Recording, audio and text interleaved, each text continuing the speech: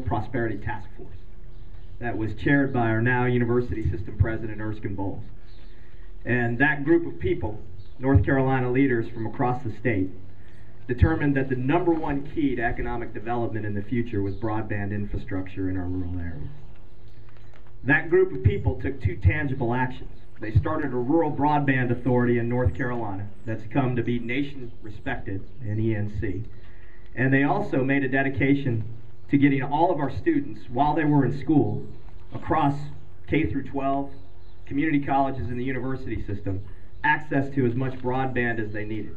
They established a backbone network called the North Carolina Research and Education Network that my organization, MCNC, is fortunate enough to operate. About 3 years ago, as we started to add K through 12 onto the network and really began to service all 3 million of our public education students, we realized we had an issue. And that issue was we lacked infrastructure that we owned in rural North Carolina to serve the greatly expanding bandwidth needs of our students. Our students were getting into things like taking classes in virtual worlds and doing online learning to close gaps in a curriculum that a local high school or community college couldn't offer.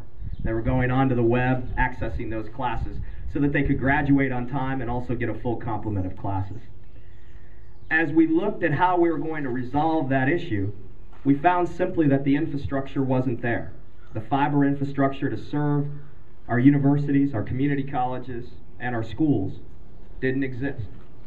We offered money to incumbent large providers to actually secure that fiber, and still could not make a deal with those programs. At this time, unfortunately, the economy took a turn for the worse, and the American Recovery and Reinvestment Act became a stimulus for the economy. As you all know, it included 2 pots of money for broadband. Mr. Secretary, the USDA, for a long period of time, had focused on rural electrification and also rural broadband. The Department of Commerce, however, received a pot of money to really focus on serving our community anchor institutions, public safety, libraries, schools, through what we call middle mile networks.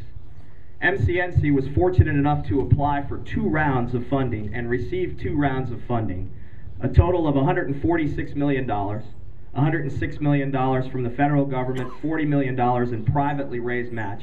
We didn't ask the state for any of the matching funds. In these economic times, that was an advantage. And we will be building 1,700 miles of new fiber throughout the state. I handed most of you a map, or April and I did when we got here. And swapping and trading with electric membership cooperatives on another 800 miles of fiber. We will have a 2,500-mile vast fiber network through rural North Carolina that can serve our students for now and into the future. Our students are growing their bandwidth needs at 40 to 50% per year. We have huge gaps in our curriculum and our ability to teach and learn. That was our main motivation for going after these 2 rounds of funding. And I, like Randall, want to thank a staff that put together 2 1,200-page applications and went through a very rigorous due diligence process to get this done. However, it doesn't stop there. We are building an expanded fiber plant in the middle mile. The middle mile is the US 74 of the internet.